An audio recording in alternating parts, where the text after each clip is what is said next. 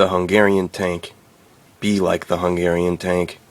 The tank knows no fear, chugging forth relentlessly. The cargo, the equipment, the sleeping musicians, and the caravan, nothing will stonewall his mission. For 24 hours now, the Hungarian Tank has rammed us forward, without sleep, without comment or complaint, without the seeming blink of an eye, outflanking, outmaneuvering, outpacing every rival on the highway. The tank is the ultimate tour driver. Tattooed, muscular, no nonsense as a Bosnian mercenary, his thick, terrifying neck, his Rollins-esque nylon sports shorts. Be like the Hungarian Tank. The tank does not care if you need to shit, because you do not have the authority to disturb these churning, brutal wheels like Road Warrior Max in his dirt-filled Mack truck. Be like the Hungarian Tank. We are almost at Belgium now, I think, en route to Amsterdam. The tank has already pushed us through Milan, Switzerland, most of Germany in a near 24-hour burst. Plans kind of changed for me when I met Black Breath, the Seattle band exhaustedly slumbering in the rattling van. The tank and I are the only conscious ones, but I don't bother him. I just remain in his shadow, trying to make sense of everything. When all is said and done, the Hungarian Tank will dump off the equipment in Belgium, dispose of us in Holland, and then drive back to Prague in one continual burst. He will then load the trailer full of an elderly woman's worldly possessions and drive her to northern Germany, unload the truck and redecorate her new home, all without sleep, all without rest, all without complaint. Be like the Hungarian Tank.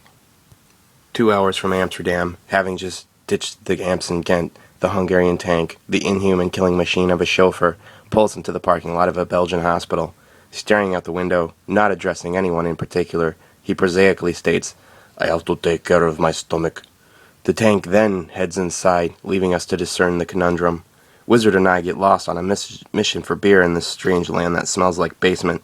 It's a dark night, the buildings are ominous, and no traffic hampers the road. Grass grows from the cracks of cement like a swamp suffocated by blacktop. Seemingly abandoned railroad tracks lay in the grass island between roads. Children's play sets are in fenced enclosures, appearing untouched from years of neglect. We find a shadowy convenience store, where workers give us disturbing looks. Shadowy figures lurk in the windowsills along the dilapidated streets. A discarded plastic container is laying on the cement, covered in crimson clumps that Wizard seems convinced is human plasma. We try to backtrack, but we're completely lost. No hospital sign in the distance. A guy dressed off-key as Borat wanders up. He looks methed out and is wearing a windbreaker from the early 90s, these vaguely MC Hammer confetti pants, and has a rat tail mullet going on. He points us towards the distance, disappears, and we are lost once again. Luck returns. Wizard and I find the parking lot again with beer and chips. As we approach, the other members of Black Breath are hurriedly ripping all their remaining gear and backpacks from the van's caboose. The Hungarian Tank's appendix exploded while driving. Had he avoided medical attention even 1 hour further, he would have slumped over and died at the wheel, killing us all.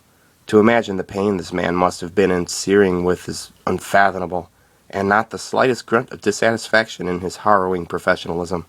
Be like the Hungarian Tank. The money man is long gone. Southern Lord Records isn't answering the phone. Black Breath are caught in a total fuck scenario. If they miss their planes, they lose out on nearly $5,000. Secondly, they plainly do not have the money to book fresh ticket return. Without any other option, they clear out their bank accounts in Unity and dish out 525 euros on a 2-hour taxi ride. Within 20 minutes, the taxi van rolls up, and we fiercely pack it and zoom off at 100 kilometers, burning up the Autobahn.